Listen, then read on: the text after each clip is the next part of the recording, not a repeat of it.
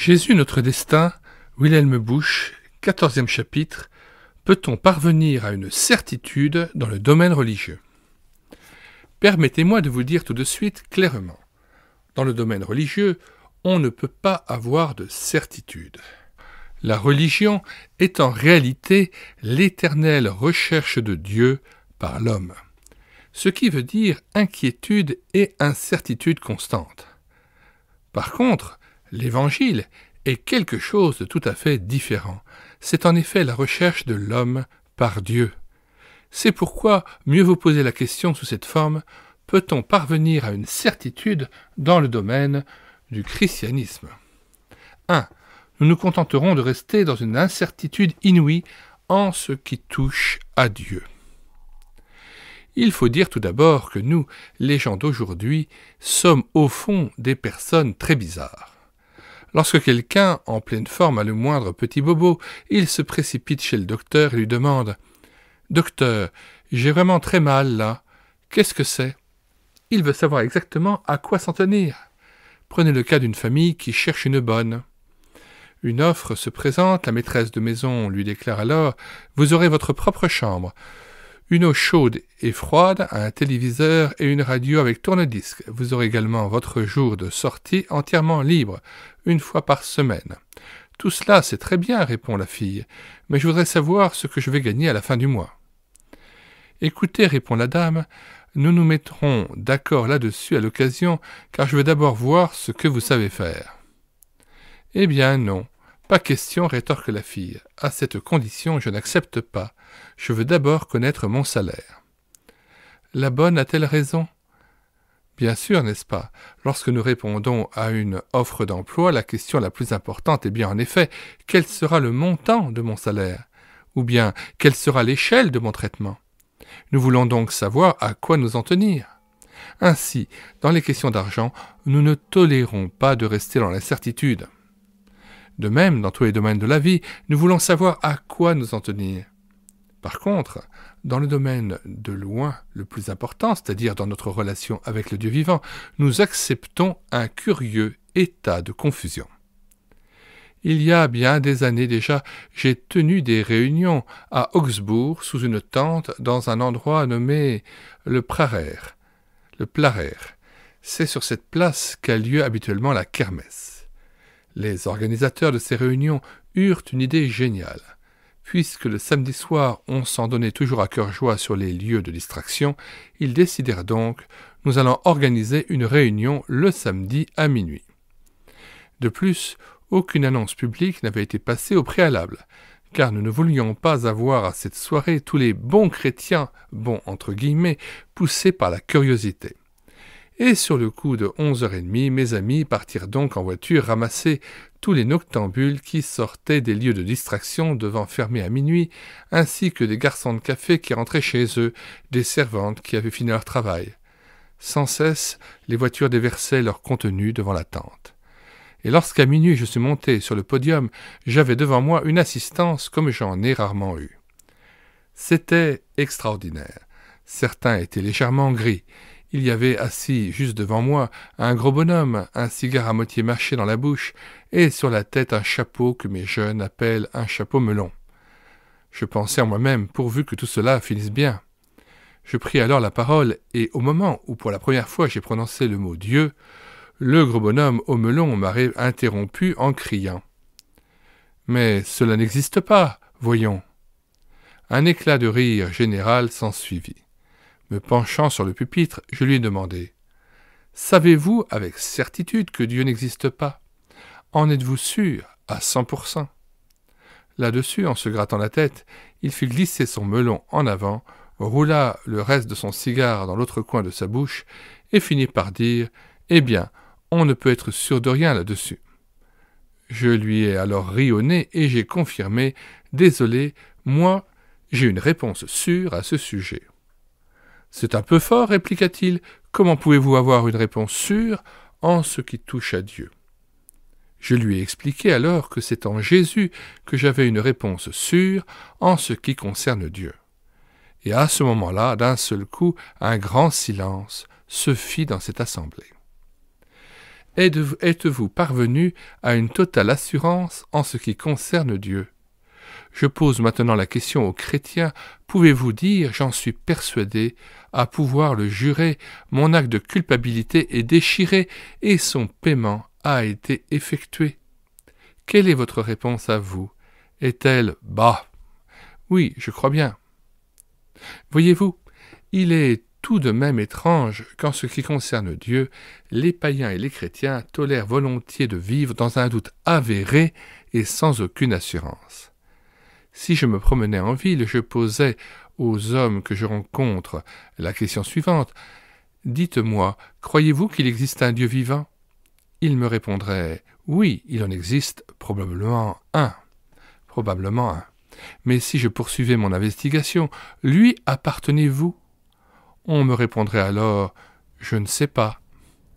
Quelle insouciance invraisemblable peuvent donc se permettre en ce domaine les hommes les plus solides. Un de mes jeunes amis a récemment vécu un cas semblable. Étudiant, il se faisait de l'argent pendant ses vacances comme manœuvre dans le bâtiment. Ses camarades de travail apprirent un jour qu'il faisait partie d'un mouvement de jeunesse protestante.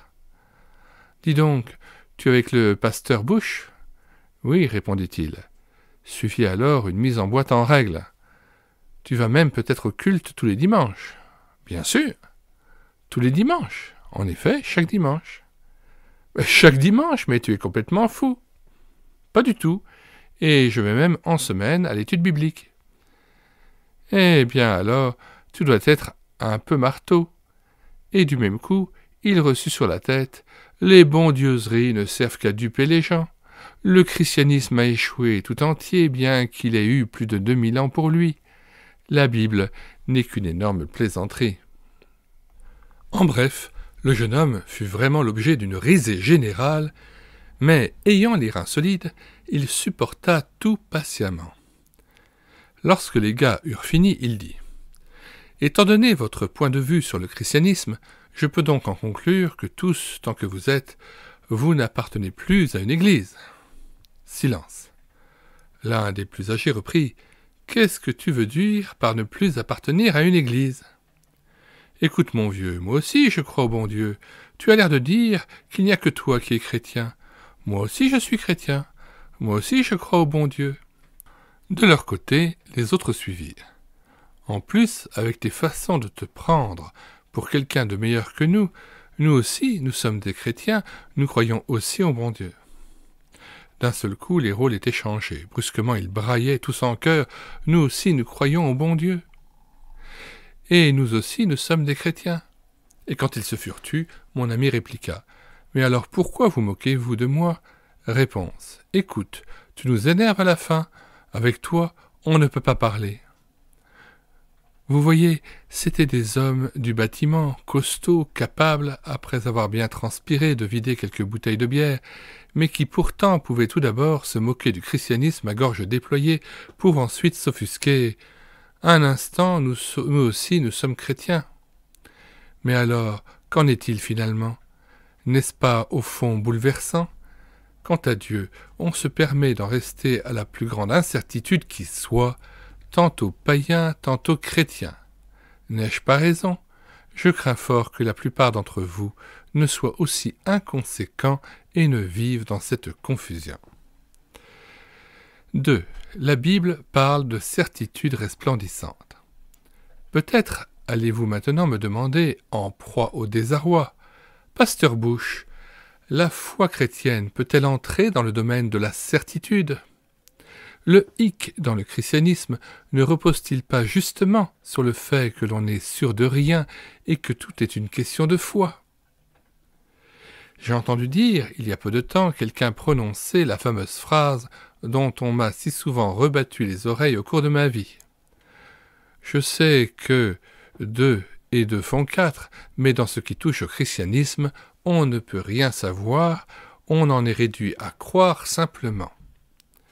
Nous nous imaginons donc qu'en face des vérités chrétiennes, il faut mettre sa raison en veilleuse ou la laisser de côté et croire sans aucune espèce d'assurance.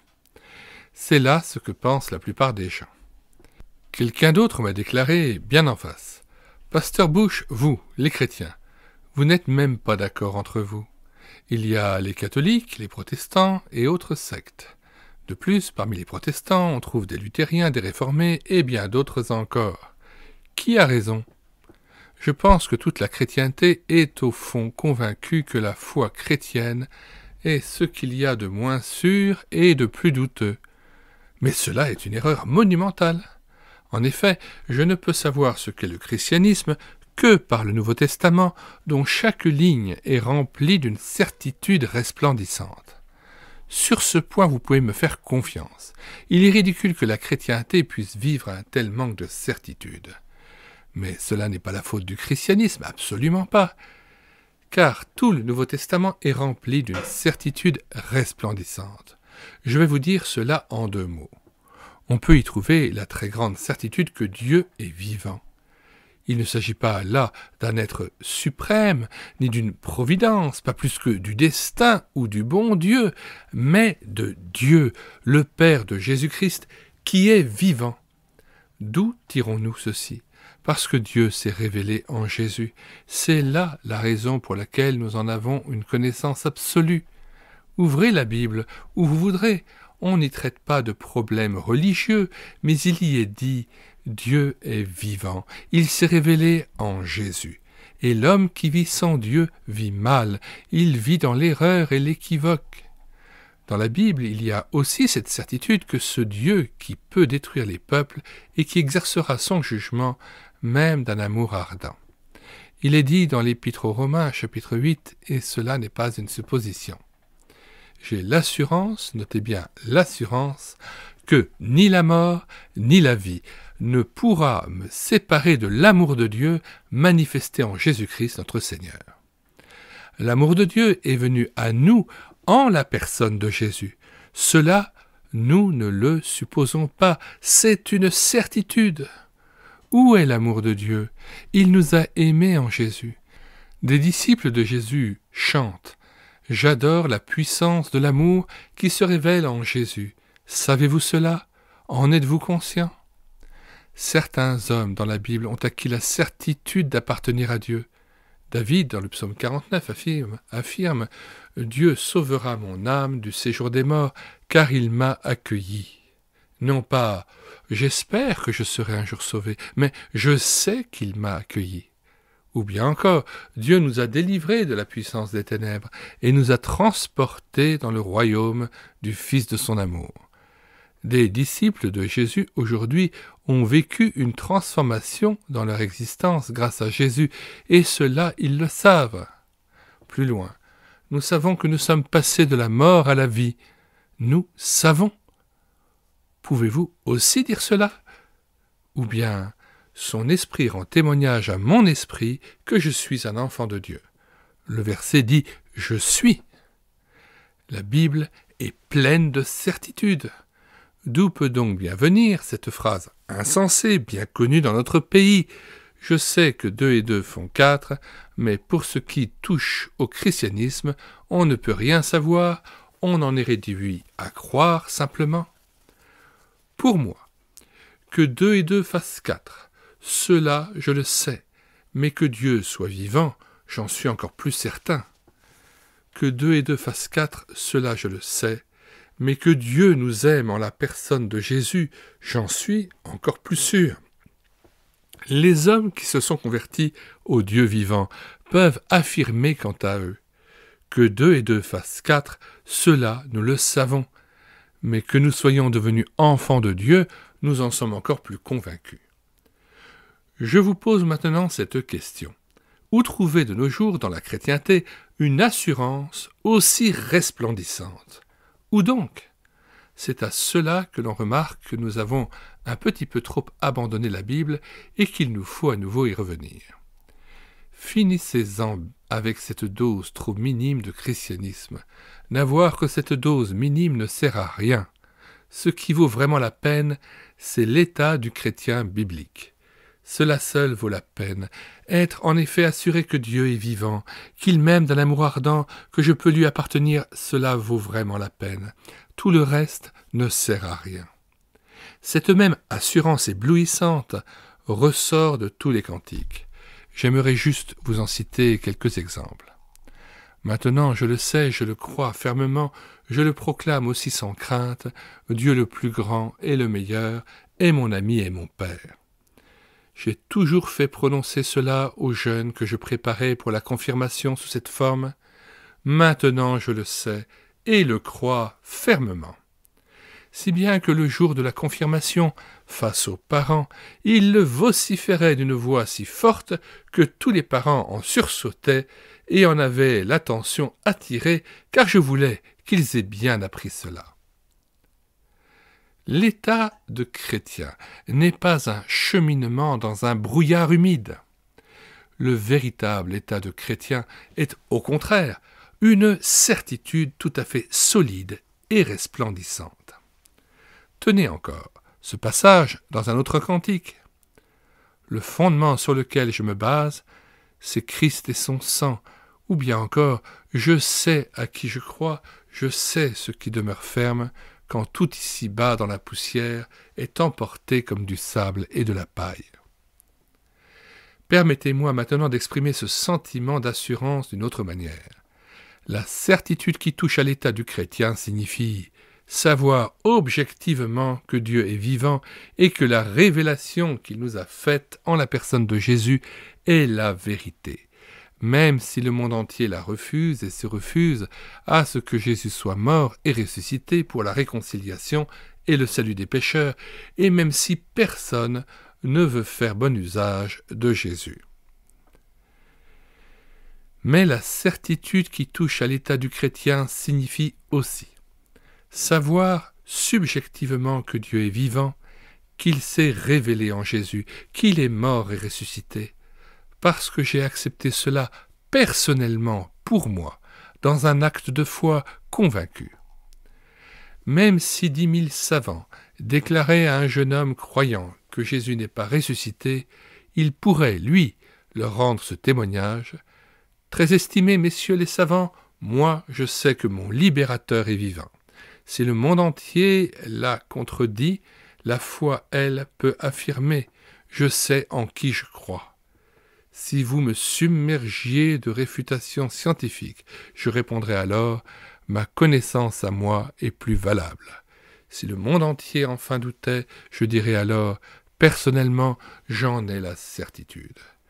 Mes amis, la foi chrétienne que nous rencontrons dans la Bible est aussi certaine que cela. 3. Êtes-vous parvenu à cette certitude? Je dois en effet maintenant vous poser cette question. Êtes-vous parvenu à une telle certitude? Ou bien vous manque-t-elle encore? Si vous répondiez « J'avais l'impression d'être chrétien, mais je n'en étais pas un », je comprends en effet qu'en moi tout n'était qu'incertitude, alors je n'aurais pas parlé en vain. Je me souviens d'une colonie de vacances que j'avais faite avec des jeunes gens en Hollande. Vers 2 heures du matin, on frappe à la porte de ma chambre. J'ouvris et je vis devant moi debout toute cette société en pyjama. Je leur demandai alors « Qu'est-ce qui vous amène ?»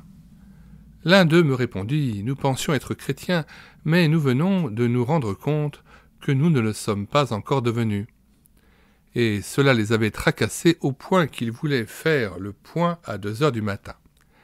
C'est déjà beaucoup de reconnaître que notre position de chrétien est très éloignée de ce que la Bible nous montre comme assurance resplendissante. Spurgeon, un théologien du XIXe siècle qui a suscité en Angleterre un puissant réveil spirituel, l'a exprimé en ces termes. « La foi est un 6e sens. Nous avons en effet 5 sens pour connaître le monde qui nous entoure. La vue, l'ouïe, le toucher, le goût et l'odorat.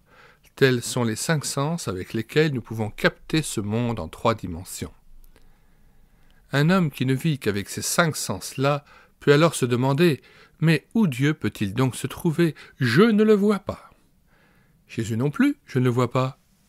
Je ne crois donc pas à tout cela. Mais lorsque Dieu, par son Esprit Saint, nous ouvre les yeux, alors nous recevons le 6e sens, et c'est à partir de ce moment-là que nous pourrons non seulement voir, entendre, toucher, goûter et sentir, mais que nous pourrons aussi entrer dans la connaissance de cet autre monde. La Bible dit « Or, la vie éternelle, c'est qu'ils te connaissent, toi le seul vrai Dieu, et celui que tu as envoyé, Jésus-Christ. » Cela, le 6e sens, peut le faire. J'étais récemment à Essen, chez un industriel important. Il a son bureau dans un immeuble commercial d'où l'on surplombe la moitié de la ville. Après avoir traversé plusieurs antichambres, je pus enfin m'asseoir face à lui. Ayant rapidement réglé le sujet qui faisait l'objet de ma visite, nous avons engagé la conversation et il me fit cette réflexion. C'est bien intéressant d'avoir une fois un pasteur devant soi. Certainement, lui ai-je répondu, c'est en effet fort intéressant. Puis il continua, écoutez.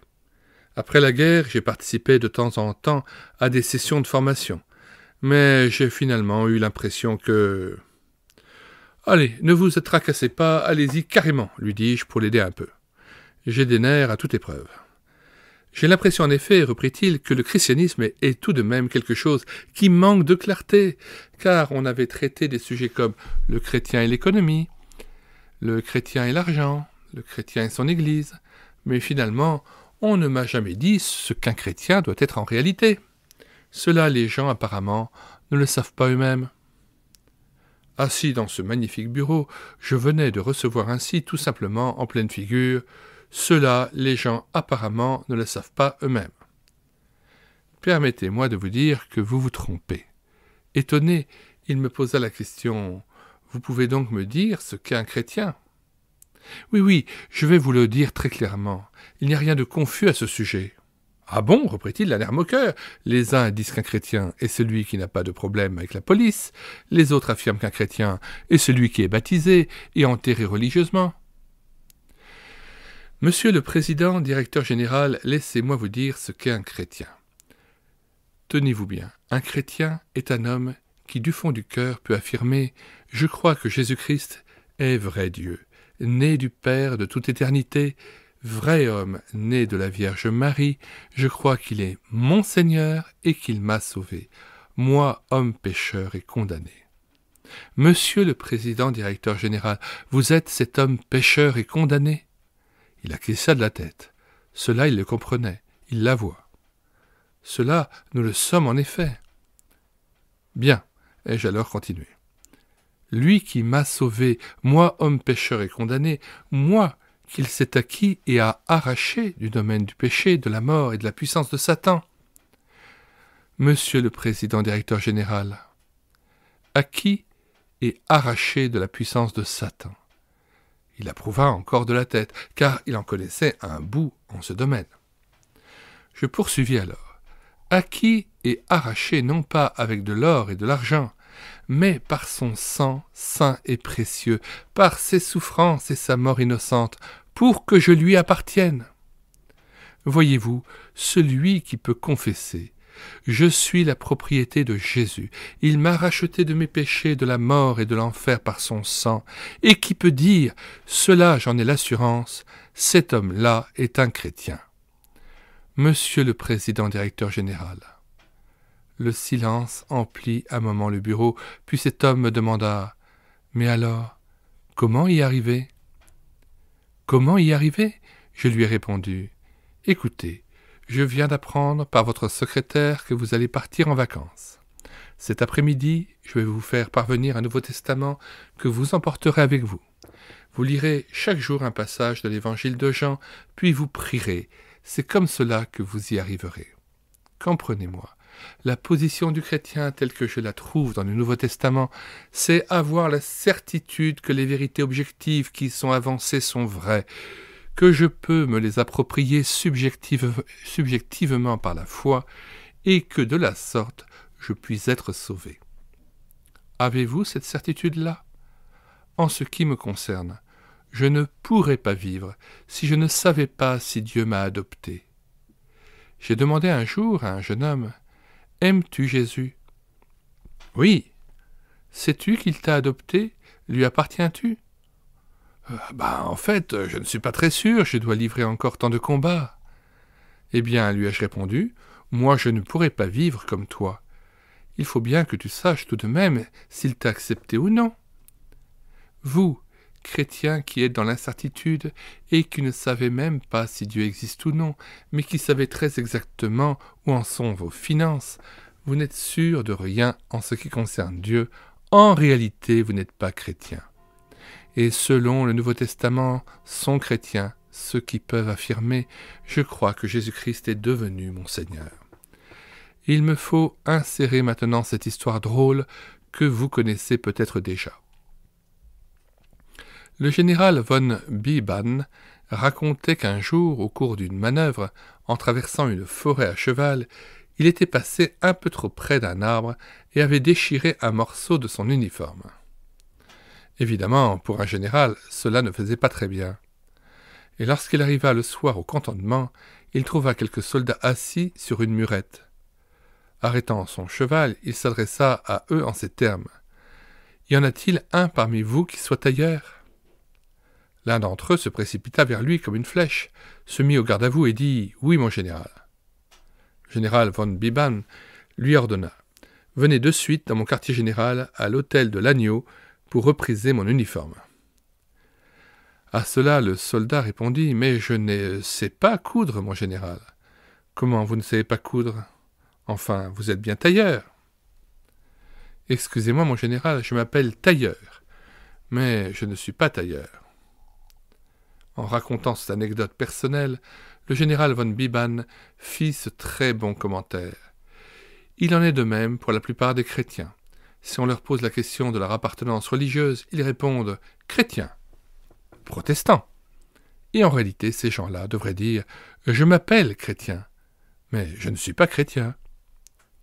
Quelle lamentable situation, et combien dangereuse aussi, puisque l'on n'est même pas encore sauvé. Je dois maintenant faire un pas de plus dans mon exposé. 4. Comment arriver à la certitude ? Vous allez me poser la question. Mais comment arrive-t-on à une telle certitude ? Là-dessus, il y aurait bien des choses à dire, mais commencez par prier Dieu pour qu'il vous guide. Puis lisez régulièrement votre Bible un quart d'heure tous les jours dans le calme. Je veux maintenant vous confier encore quelque chose de très important. On ne parvient pas à la certitude de la foi par la raison, mais par la conscience. En effet, de nos jours, si l'on entame la conversation sur le christianisme, les gens vous disent « Monsieur le pasteur, vous savez, moi je ne peux pas croire. Il y a dans la Bible tant de contradictions. » Des contradictions ? Oui, par exemple, il est écrit qu'Adam et Ève eurent 2 fils, Caïn et Abel. Caïn tua son frère Abel, il est donc resté seul. Puis il partit dans un pays étranger et chercha une femme. S'ils étaient les seuls habitants sur la terre, ils ne pouvaient donc pas trouver une femme. Voyez-vous, monsieur le pasteur, pour moi, c'est incompréhensible.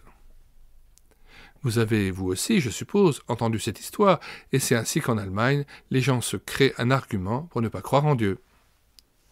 Dans ce cas-là, j'ai l'habitude de répondre « Voilà une question intéressante.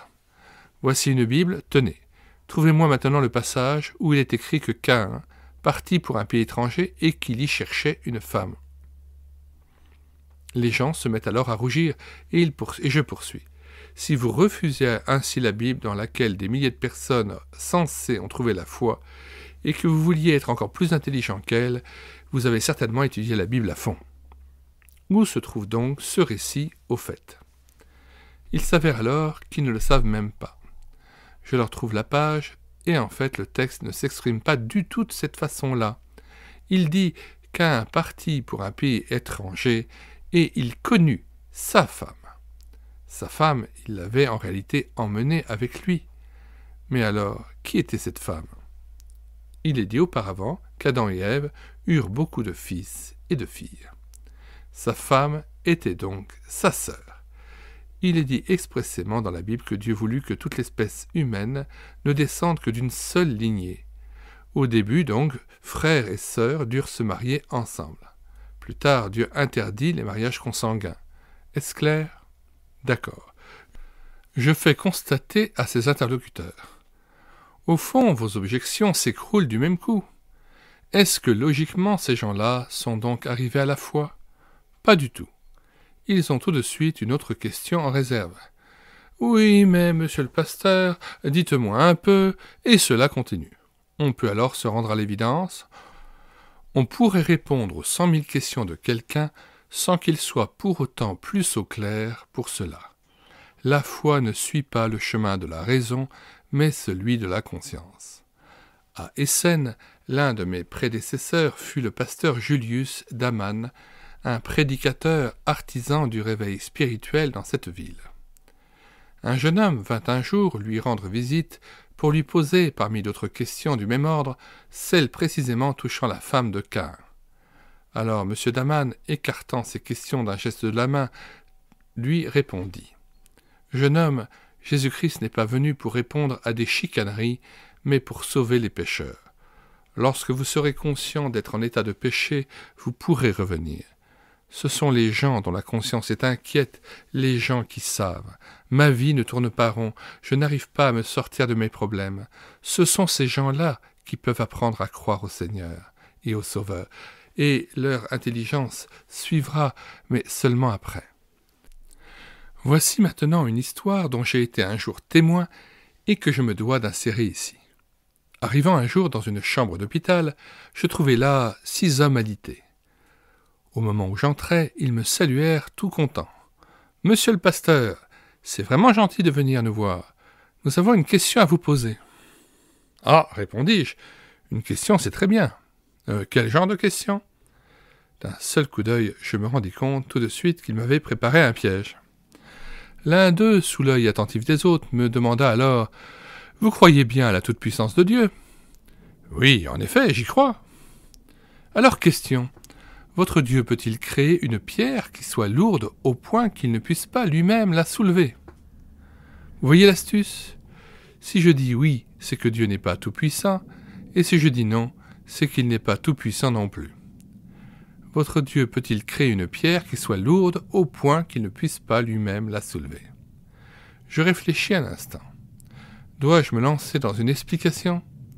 Mais comme son problème me paraissait tout de même trop stupide, je lui ai demandé par contre « Jeune homme, c'est moi qui vais d'abord vous poser une question.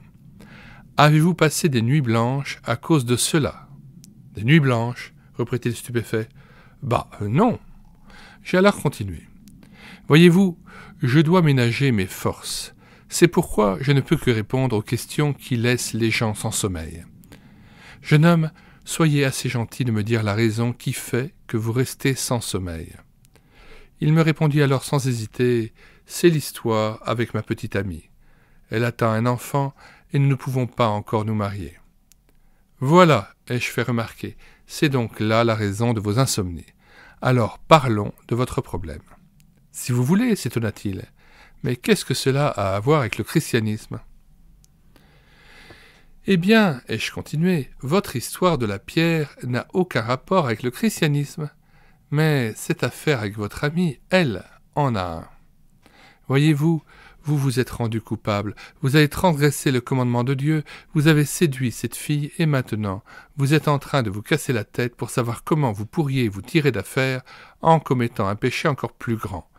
Ainsi, vous êtes empêtré dans la culpabilité et dans le péché. Vous ne pouvez trouver de l'aide qu'en vous tournant vers le Dieu vivant, en vous repentant et en disant « J'ai péché ». Alors le Sauveur sera là pour vous venir en aide. Ce jeune homme m'écoutait, puis il prit conscience tout à coup. Jésus s'intéresse au poids de ma conscience. Jésus peut m'aider. C'est lui qui peut me délivrer de ma vie égarée. Vous voyez, ce jeune homme voulait passer par la raison, mais en fait c'était une bêtise. Par contre, lorsque sa conscience a été touchée, tout est devenu lumineux pour lui. Est-ce maintenant clair pour vous ?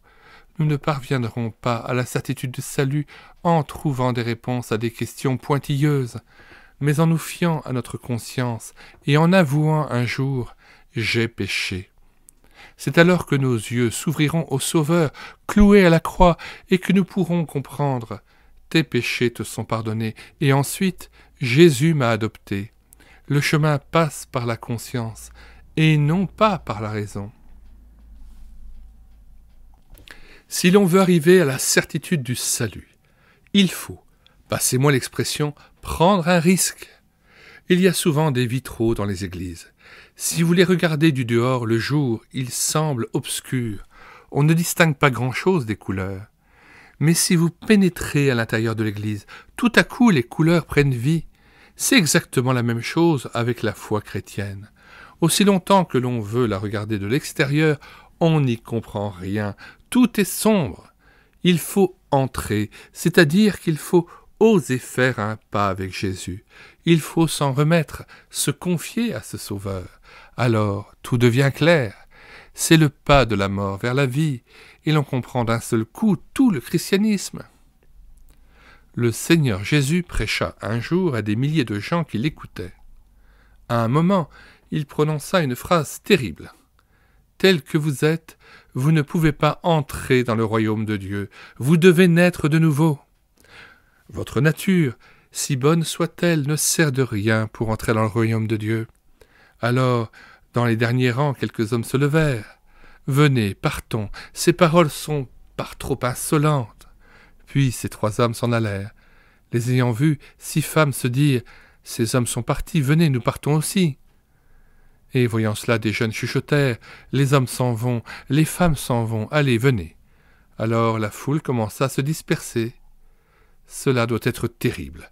J'imagine que pendant un de mes prêches, des auditeurs se lèvent et partent petit à petit, et que je ne reste plus tout à coup qu'avec quelques disciples. Et pourtant cela s'est passé ainsi avec Jésus. C'est effrayant. Et à un moment, Jésus se retrouva seul. Des milliers de gens s'en étaient allés alors qu'il parlait, car ils ne voulaient plus l'écouter. Seuls les 12 disciples étaient restés là auprès de lui. Si j'avais été le Seigneur Jésus, je les aurais priés. Vous au moins restez avec moi. Vous, mes fidèles, ne m'abandonnez pas. Or Jésus a agi tout autrement. Savez-vous ce qu'il a dit ? Eh bien, telles ont été ses paroles. Vous pouvez partir, vous aussi, si vous le voulez. Au royaume de Dieu, il n'y a pas de contrainte. Le royaume de Dieu est le seul où il n'y ait pas de police. Le royaume de Dieu est celui où règne le plus grand libre choix qui soit. Vous pouvez partir aussi si vous le voulez, c'est au choix. Ainsi s'est adressé Jésus à ses disciples, tiraillés entre les deux. Lorsque 6000 hommes partent, on aimerait bien faire comme eux. Et les disciples auraient bien voulu faire pareil, d'autant que Jésus venait en plus de leur dire « Si vous voulez, vous pouvez partir ». Il leur avait ouvert les portes en grand. Vous avez le droit de vous perdre, vous pouvez être des sans-dieux, vous pouvez courir en enfer, c'est comme vous voulez. Et alors Pierre, qui était là debout, réfléchit un instant, où pourrions-nous aller ? Où ? Vers une vie de travail, à peiner comme un cheval, ou bien vers une vie marquée par le péché, et ensuite la mort et l'enfer. Non, tout cela ne rime à rien. Puis son regard tomba sur Jésus, et une chose lui parut évidente. De toute façon, seule une vie vécue avec Jésus avait de l'importance. C'est ainsi qu'il s'adressa alors au Christ. « Où devrions-nous aller, Seigneur Jésus ? Où ? Tu as les paroles de la vie éternelle. Nous avons cru et nous avons reconnu, c'est-à-dire nous avons la certitude que tu es le Christ, le Fils du Dieu vivant. Nous resterons avec toi. » Mes amis, c'est ainsi que l'on parvient à la certitude, on considère le chemin de la vie et on reconnaît ensuite Jésus est notre seule chance. Oh, combien je vous souhaite aussi de parvenir à cette certitude resplendissante. Nous avons cru et nous avons reconnu que tu es le Christ, le Fils du Dieu vivant. Pour terminer, j'aimerais encore m'adresser en particulier à ceux d'entre vous qui ont fait un pas dans la foi, qui ont fait don de leur cœur à Jésus et qui disent pourtant « Je n'ai pas la certitude du salut ». Comment parvenir à cette assurance ? Je vois dans ma vie encore tant de péchés. À ces âmes sérieuses, présentes ici, je voudrais dire « Croyez-vous que l'on puisse avoir la certitude du salut parce que l'on est vraiment sans péché ? Dans ce cas-là, il vous faudra attendre d'être au ciel, car j'aurai en effet besoin du sang de Jésus pour le pardon de mes péchés jusqu'à mon dernier jour, jusqu'à mon dernier souffle de vie. Vous vous rappelez l'histoire du fils prodigue ? il revint à la maison paternelle en disant « J'ai péché ». C'est ainsi que son père le recueillit et que l'on célébra dans la joie une grande fête. Je vais m'imaginer maintenant la scène qui suit. Le lendemain matin, le fils ferait tomber par mégarde une tasse de café du fait qu'il avait perdu l'habitude de manger à table, depuis le temps qu'il avait passé avec ses cochons. Il ferait donc tomber par mégarde cette tasse de café, et au moment où elle se briserait en 1000 morceaux, il dirait « Ah, diable !» Son père le mettrait-il alors à la porte en disant « Allez, va, retourne avec tes cochons !» Pensez-vous qu'il se comporterait ainsi? Non. Le père dirait en réalité « Va, je t'ai accepté à nouveau, je t'ai recueilli. » Certes, il ajouterait peut-être « Mon fils, n'agis plus ainsi. Nous allons maintenant faire un effort pour que tu laisses les tasses de café sur la table, que tu ne jures plus et que tu t'habitues à nouveau peu à peu aux coutumes de la maison. » Mais il ne le renverrait pas avec les porcs. Ainsi, lorsque quelqu'un se donne à Jésus, il fait aussi cette terrible découverte. Ma vieille nature est encore là, et il constate encore des échecs dans sa vie. Lorsqu'après votre conversion vous vivez encore ces échecs, ne vous désespérez pas aussitôt, tombez à genoux et priez en 3 temps. D'abord, je te remercie, Seigneur, de t'appartenir encore. Ensuite, pardonne-moi par ton sang versé. Et enfin, libère-moi de ma vieille nature. Mais avant tout, dites bien d'abord, je te remercie, Seigneur, de t'appartenir encore. Comprenez bien que l'assurance du salut consiste en ce que l'on sait ceci. Je suis de retour à la maison et je mène maintenant le combat de la sanctification comme quelqu'un qui est chez lui une bonne fois pour toutes, et non pas comme quelqu'un qui serait continuellement mis à la porte pour être ensuite réadmis. Si quelqu'un prêche sur le thème « Il faut saisir le salut jour après jour », c'est là un mauvais prêche. Mes enfants n'ont pas besoin tous les matins de se rassembler devant moi pour me demander « Papa, sommes-nous en droit d'être à nouveau aujourd'hui tes enfants ?» Ce sont mes enfants.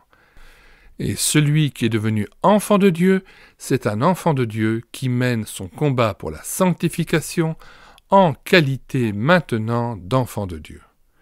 Je vous souhaite de tout mon cœur de parvenir à la glorieuse certitude d'être des enfants de Dieu. Nous venons de terminer ce chapitre, 14e, du livre de William Bush, Jésus notre destin. Peut-on parvenir à une certitude dans le domaine religieux?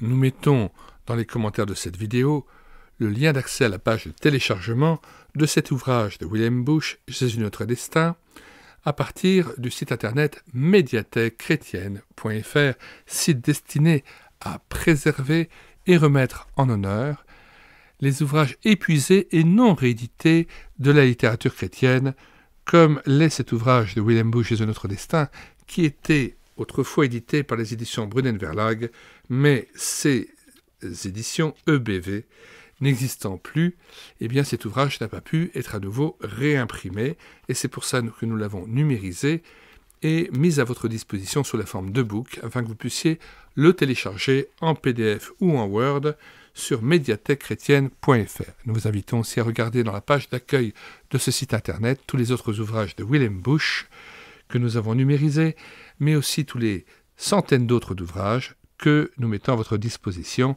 de bien d'autres auteurs encore. Nous avons aussi mis à votre disposition des chants, des cantiques chrétiens que nous avons mis en parole afin qu'ils puissent être rétroprojetés en assemblée, et notamment ceux des Échos de la joie de Strasbourg. Nous vous disons au revoir et à bientôt pour un prochain chapitre extrait de cet ouvrage de William Bush. Le christianisme est-il une affaire privée ?